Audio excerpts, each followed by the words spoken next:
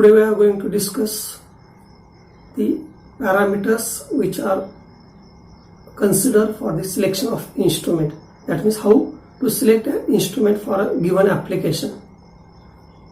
As you know that the instrument is a device which is used for taking the measurement of an object, and for that purpose we have to select the proper instrument for the proper application so that we can get the meaningful reading. The first point to consider for the selection of instrument is the various characteristics of an instrument. As we know that the different characteristics are there, such as its accuracy, range, sensitivity, precision. These all characteristics are to be considered for selection of the instrument. If we want to measure a rod of dimension 120, then we can use the vernier caliper up to the range of 150. But if we want to measure the dimension about 180 mm, then we cannot use 0 to 150. That means at that time we have to select the instrument or vernier caliper having a range of around 300 mm. That means the instruments is available in different range, and accordingly we have to select the instrument. Whenever there is no necessity of the high range, we cannot use, because if we use the higher range instrument, there may be a chances of introducing the errors also. Second one is how much accuracy we are needed. Sometimes the parts functionality provides the error accuracy value, and accordingly depending upon the functionality we have to maintain that accuracy.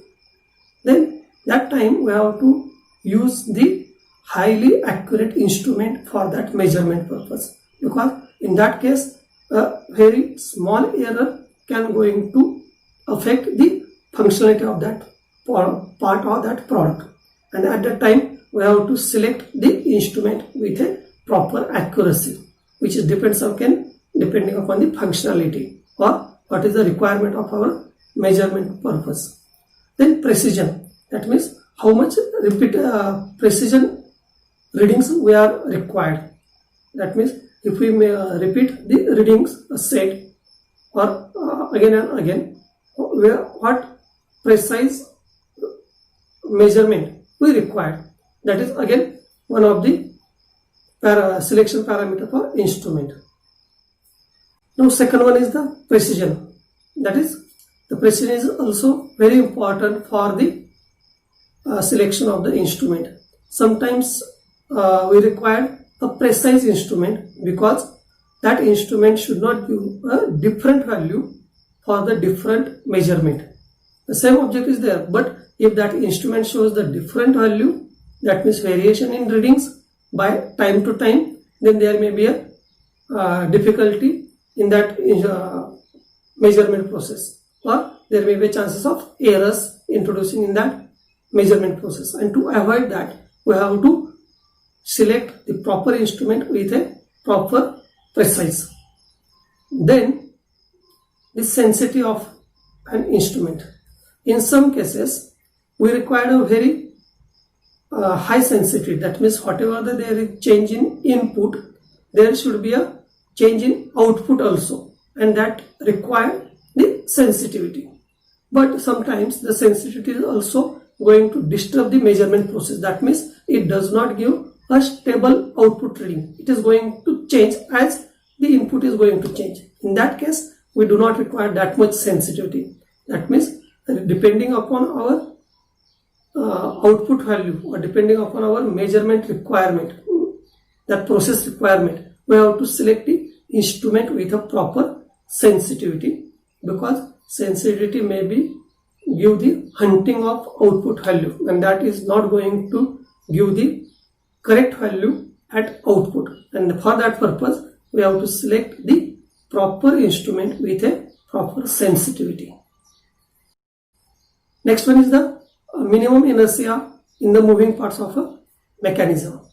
That means whatever the moving parts are there in instrument, that should have a minimum inertia, so that it creates or it introduces a very small amount of error.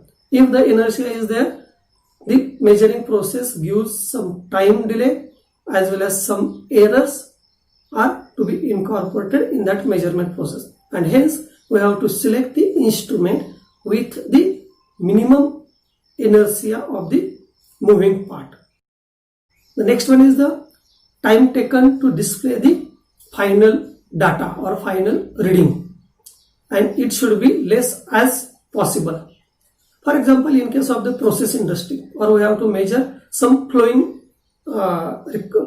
fluid, and if that instrument taken a reading and it shows the on display with some delay of time, that means whenever we are getting the reading till that time, there may be a chances of variation in the input, and that cannot be going to control, or we cannot taken that reading as the real time value, and for that purpose we have to select the instrument which gives the display as soon as possible. That means there should be a very less time lag or very less time delay for displaying the output value. This is one of the important parameter in case of the electronic instrument. Now next one is the type of data displayed. That means which type of output reading we want. Is it digital form or is it analog form?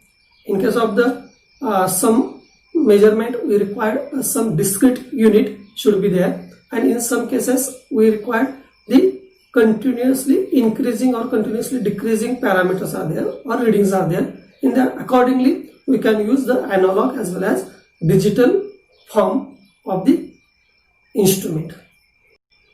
Of course, next one is the cost of the measuring instruments.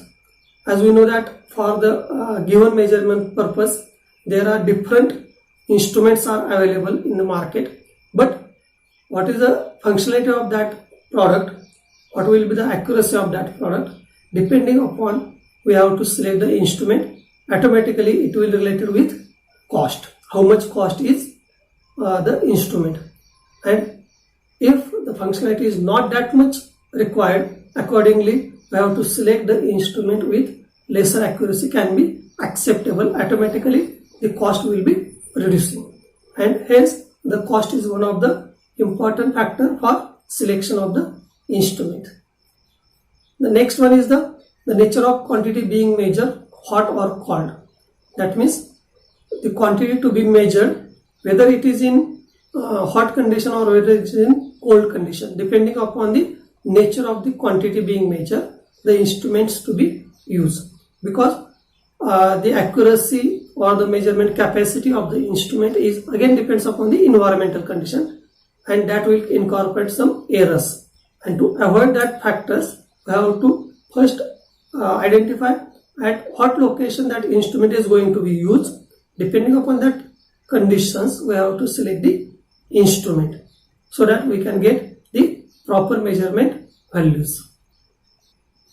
Then next one is the resistance to the environmental disturbance. That means some instrument shows a frequent disturbance to the environment condition, and if such happens, there may be a change in the measurement value, or there may be a errors incorporated in that measurement system, and to avoid that we have to consider how much that instrument is going to resist to the environmental disturbance without affecting its functionality. That is also the one of the important parameter, and that is depends upon the what material or what parts are to be used inside that instrument. Then next one is the simplicity in calibration when needed. That means every instrument has required a calibration, but how much simplicity is needed or required for that calibration purpose, that is also the one of the important factor for selection of the instrument. Normally the instrument with simplicity with a calibration is preferred for the application. And last and most important, the safety in use, that how that instrument is safe for the use in measuring process. That is a important factor for selection of the instrument for the measuring system or measuring process. Thank you.